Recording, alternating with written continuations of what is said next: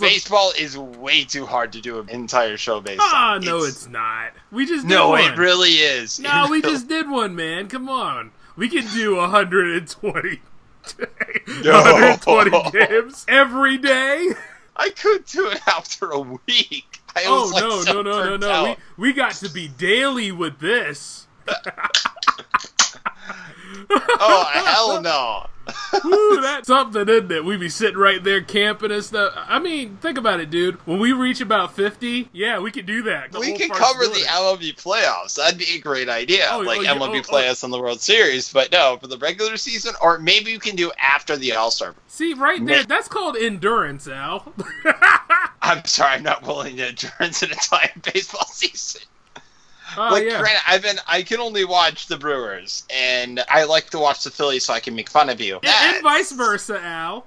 Yeah, indeed. Yeah, that's what you get for... Wait. I always bash your teams, and not only that, you're a Diamondbacks fan. I am not. Stop it.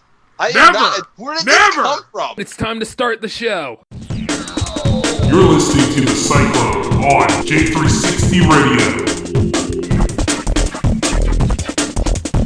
With your hosts, Dev and Al. Jay has entered the Cyclone. Hello, J360 Legion, and welcome to the Cyclone. Me and the boys are going to be sitting back watching the Cavs in Game 4, and we're going to go ahead and see what exactly is going on. A little bit of everything has kind of been happening lately. Everybody's saying that LeBron's head is not in the game anymore. People are actually running around here making memes that make no sense. Some people are also talking about like how the Celtics are actually going to be the ones that face the Warriors. And if that can be good or bad considering what side of the spectrum you're on. And at least as far as I'm concerned with the Celtics winning, it actually made the Eastern Conference look a lot better than what was going on in the West, because the West was kind of a washout, but at least when the Celtics pulled that win, it kind of made me give a damn. You know what I'm saying? But outside of that, though, hey guys, what's happening over there? If the Cavs do not humiliate the Celtics completely. Look, Al, I don't know what the fuck happened, but I'm happy it did. You know what? Because that's a good thing. I'm glad that the Celtics won Game 3. It had to be done. I mean, because at least it was watchable, Al. I mean, you look over at the Western Conference. It was a good game. I mean, you look at the Western Conference. Was anybody excited about the damn Warriors and the Spurs, really? No. Not at all. Over here in the East, though, you wanted to watch LeBron get humbled. 11 points. Yeah, just went right by him. But you know, the thing about it is, it was funny, though, because Jaylen Brown was saying that LeBron was like a regular guy, and you see the regular guy went over there with the home court being the Celtics and beat the shit out of him. However, when Cleveland became the home team, the Celtics just came in there and they just... they just started shooting threes after them 11 points were given up. I mean... I guess he just wasn't engaged. Or they gave the game to them, which could be possible. I mean, after all, it's just trolling now. Even with Isaiah Thomas, that's the thing that's so embarrassing. Well, not only that, but that proves that they really don't need him in the long run. Like, maybe he's run his course finally. Maybe. What, Isaiah Thomas? Yeah, maybe he's run his course over there. I mean, don't get me wrong. The man has accolades, okay? Isn't he like 26? How has he run his course? He's only been there for like 2-3 years. He's run his course because he's so wounded, Al. He didn't stay well, remember? He's hurt. You know this. I can see it now. It's like why Lenny has it's over. Cut him in the offseason. His time is back. You know there is a lot of people on the Celtics side saying that, right? Jay, I would give anything for you to be a GM. But look, Al, I know how to play my boys. If you want a credible team, okay, make me a GM then. Yes, I want you to be a GM. I mean, granted, I might get fired for making the right decisions, but... I could see you literally cutting Jabari Parker for the Milwaukee Bucks. Why would I be a GM for Milwaukee? I'm going to have hometown awareness here. I'm going to be it for the Sixers. By the way, did you see any of the draft stuff going on? Yeah, I can't wait for the actual draft happening. Yeah, June 22nd. Seriously, I mean, you're going to have a healthy Ben Simmons. You're going to have a healthy Joel Embiid. Dude, they're looking at Monk. I was like, yo, if we get him... I know, that could be a difference maker. Yeah. I mean, what if Ball slides and you guys get him? Oh my god, do you know how amazing that would be? I know, like, I don't know, I just have this weird feeling, his dad is making everything worse, so people are like, I don't want to deal with him. Oh yeah. So he might slide down and the Sixers could take him. I mean, I'm hoping that LeVar Bell fucks it up. because he's such a troll. Ain't nobody gonna buy no damn $500 tennis shoes with his name on it. I'm sorry. Not even Air Jordans are worth that much. I mean, not at all. And if you really think about it, they're not really worth that tag anyway. They're made in some sweatshop for like the weakest amount of cash. Yeah, it's probably made in Detroit. But hey! I said sweatshop. I didn't say anything about nationality. Well, Detroit's about to be abandoned at this point. This is what I want to see. Literally, I want to see the Bucks could literally be a dynasty, but this is what needs to happen. Honestly, they need depth in the point guard position. Well, actually, how come you guys don't have depth in the point guard position? Now I think about it. Because they made Giannis the main point guard. He's a point guard forward. And yes, it creates ginormous matchups. But the thing is, Giannis doesn't know how to do the long jump. That's why we signed Jason Terry. Okay, Jason Terry's probably going to retire this year. If he comes back, cool. If not, whatever. Bring Brandon Jennings back home. Bring him back to Milwaukee. Seriously. Then you have that shoot for. Then Giannis is that small forward, whatever. Like when he comes in as a sixth man, it would make so much sense. Plus, we have Brogdon. Jabari Parker's going to come back healthy. The Bucks really overachieved this year, despite everything. I didn't even think the Bucks were going to make the playoffs. You saw a lot. Well, the thing is, you guys went all out and it went to a good cause, though. That's the thing. Yeah, I even told you flat out, you saw it on my Facebook, you saw it on my Twitter, that I was like, the Bucks should tank because this is a loaded draft. We will not have a single chance against the Cavs. We'll get swept. Well, I don't know. What about late minute trades though? You know what I'm saying? You never know. You might get Knowles if they don't use him right in Dallas. Wouldn't that be awesome? Well, we do need but we have Monroe though. Okay. Now that I think about it, well, I want to say maybe that would lead to depth, but he wants to be the guy, so you got to figure that. I mean, Monroe's just the sixth guy. Not only that, we have so many big guys as it is. Because we have John Henson, we have Monroe. I don't know what we're going to do with Spencer Hawes. We have a lot of these young guys. I mean, I would like Knowles on the team. I really would, but I don't know what we'd be willing to give up for it. I mean, of course, it's going to be one of your big-time pieces, though. It'd probably be Henson in a first or something. And I don't know if I'm willing to do that. Because I don't know if the Bucks will re-sign Spencer Hawes, and we barely used him, which was really a shame. Mm-hmm. Well, maybe there's a plan involved. I don't know. We'll have to see how it goes. I'm interested in see what the Bucks are going to do this season.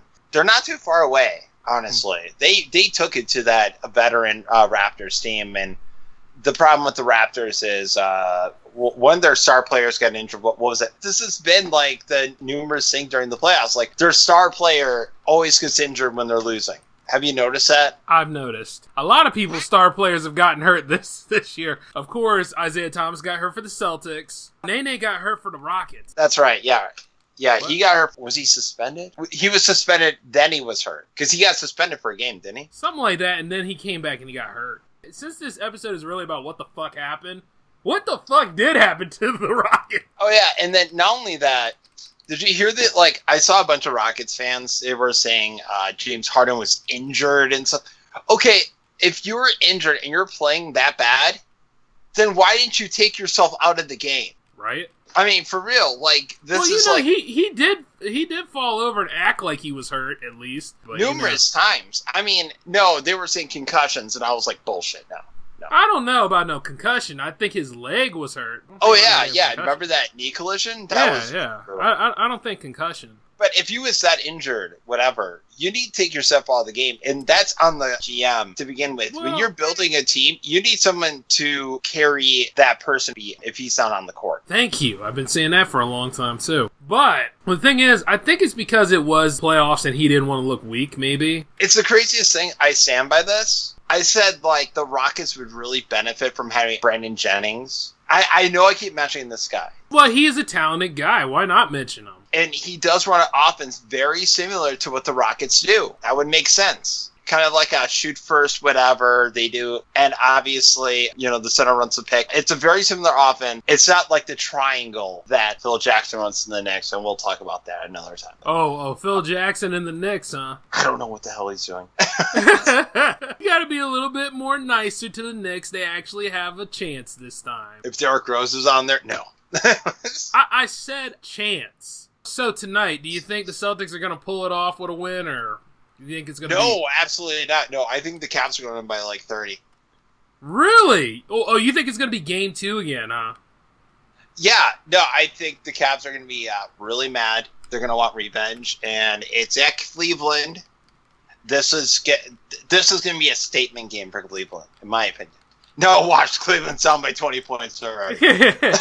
Since we're a little late anyways, turn on the game, Al, and keep an eye on what's happening, and hopefully Dev will get in here in time so we can go ahead and talk about this while it's actually happening. God, they're already losing. Cleveland's losing. By how much? It's only 4 points, but still, what is going on?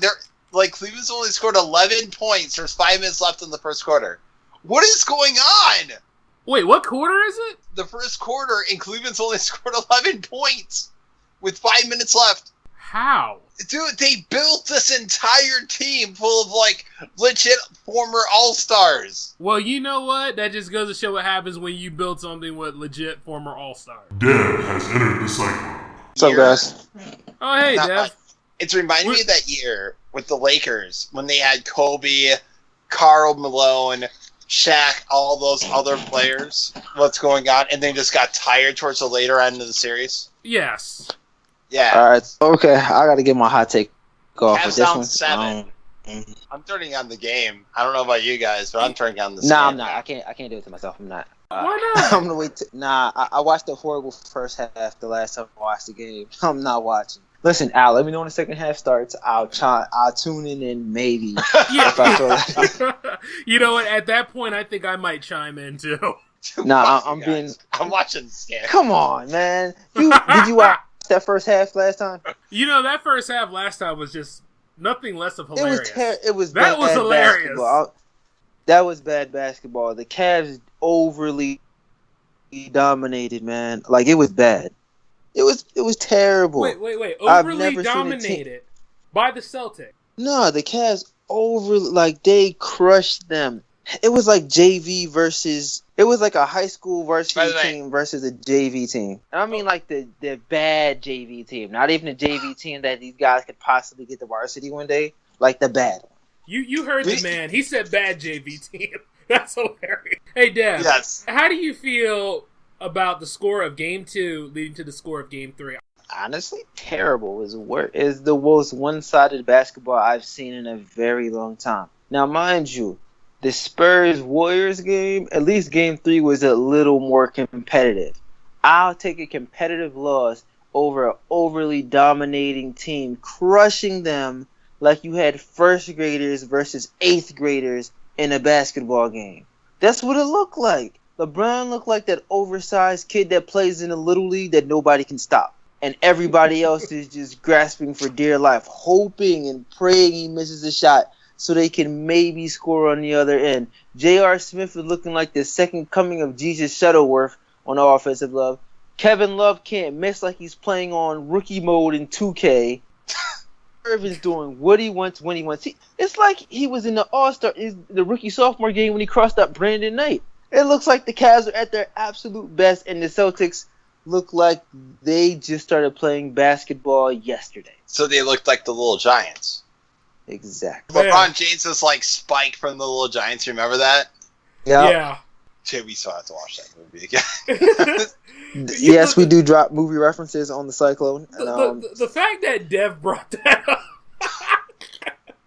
I just get a vision, like LeBron James having the basketball, and you see all the Celtics like flying up in the air, and he just dunks the ball. He literally looks like that one guy that's man amongst the boys in college. That's wild. Anybody remember Wayne's? Yes. From Kansas. Yep. For all you non-basketball nerds, that was a big guy from Kansas. He eventually got drafted by the Heat. Didn't really make it in the league like that. But Wayne Simeon, for those of you who know, he was a man amongst boys in college. Pretty productive. But the college game, it's a reference I think I heard on shout outs to what is it? The True Hoop podcast. LeBron, way to miss a wide open layup, dude. What the heck? We'll get the updates, but I really don't want to know until the second half. I'm sorry, sir. Nah, it's cool, man. It's cool. Yeah, so pretty much college basketball, say we're making omelets. College basketball just gives you really talented eggs, and if you're the NBA, you get the eggs, and now you have to do the rest of the work to make a really good omelet, or you make a crappy omelet. So that's how the NBA draft works, and that's what college basketball is. College basketball develops really good eggs. They don't give you any well-done omelets ready to go. About 4 or 5 years to develop. It happens unless you're like, a part of the list I mentioned, the Magic Johnsons, LeBron James, Kevin Durant of the world. Guys like that, you take about, Paul George. You end up being like Paul George, Dwayne Wade, Jimmy Butler. Guys like Kawhi Leonard. You're going to be a star. Don't get me wrong, the Draymond Greens, even Steph Curry, as great as he is, he wasn't that good. Klay Thompson, 4 or 5 years till they actually, became the player they are now. The real interesting part of this game is something I think, Jay, you left a comment. We went crazy on the comment section on Facebook. Yeah, we did. The real interesting part about this series isn't the games. It's what's going to happen in the offseason. If you're Danny Ainge. If you're Danny Ainge, you're playing with house money at this point, like a lot of it. You have Brooklyn's pick next year. You have their pick this year, which is number 1 pick. And you're going 5 games at the minimum with the Cavs. So you got to now think, I'm going 5 games with the Cavs with this current roster. But you only was able to go 5 games without Isaiah Thomas.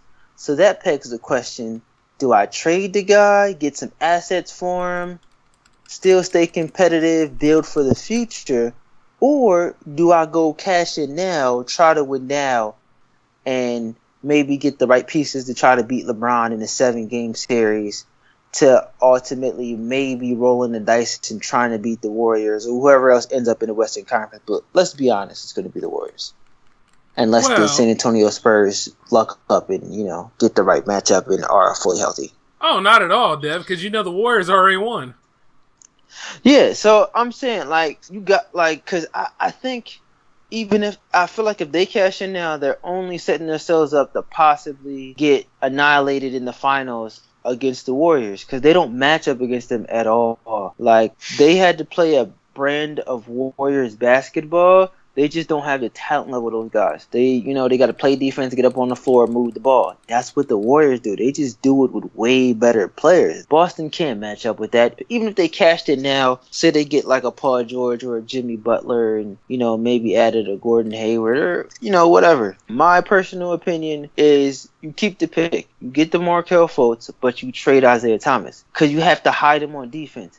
Everything's cool in the 82-game season because you can hide your weaknesses until you get into a playoffs matchup. That's when your weaknesses and your faults really show. That's when you find out what your team is really made of in the playoffs. That's why you see Chicago fell apart after Rondo because he was an integral part of their actual team. He didn't need the playoff season. Playoff came time to get the Celtics to run for their money. Then you see guys like John Wall. He shows up. He's a star, but he's not a superstar. You know what I'm saying? People are making excuses for him. We did this. John Wall is great, but he just hasn't taken that step. And you also see the weakness with the Pacers. They can do a couple of good things, but it's just Paul George and the rest of them. And Monte Ellis, let's be honest, he's not the player he once was, so he's not taking that next step.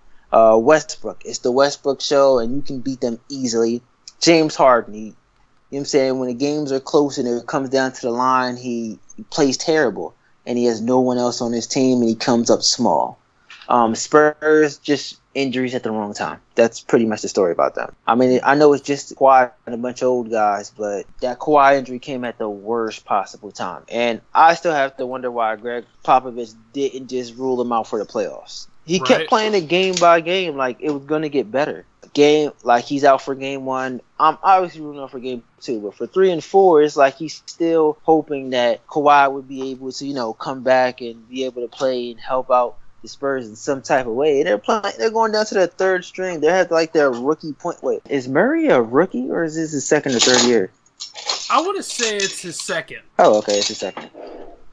Don't hold me to that, but I think it is his second. Yeah, because I think he came first year out of Washington. He was the last pick of the first round. I mean, Pop doesn't really play rookies unless you're Kawhi Leonard and he sees the potential in you to start automatically. But even then, like, they're playing guys like that. He doesn't play a lot of heavy minutes.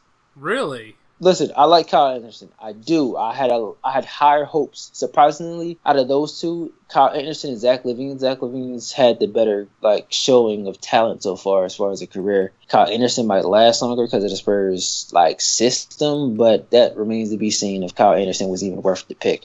But said all that to say this: that teams show themselves in the playoffs.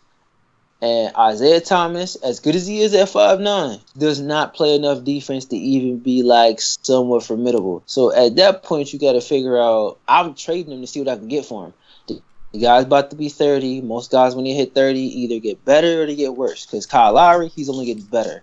Then you got guys like Dwayne Wade, after he hit 30, kind of decline. It depends on their style of play. And Isaiah Thomas plays off of his athleticism. So at my point, I would think that I get rid of Isaiah Thomas, get what I can get for him, keep the number one pick, start that guy at point guard, keep some of my same pieces, and, build for the future while staying competitive. That's cool. I know it sounds kind of productive. I think it sounds kind of productive, I know. But you give your young guys enough playoff experience to mature, get better quicker, and the more experience they get, they're playing longer into the regular season, where you continue on winning for years to come. Okay. Now, you're not beating LeBron. Let's be real. You're not beating LeBron, and nobody has beat Father Time. Father Time is undefeated, never lost, and he's not losing anytime soon. If anything, LeBron is going to beat LeBron if he doesn't shape up for this game.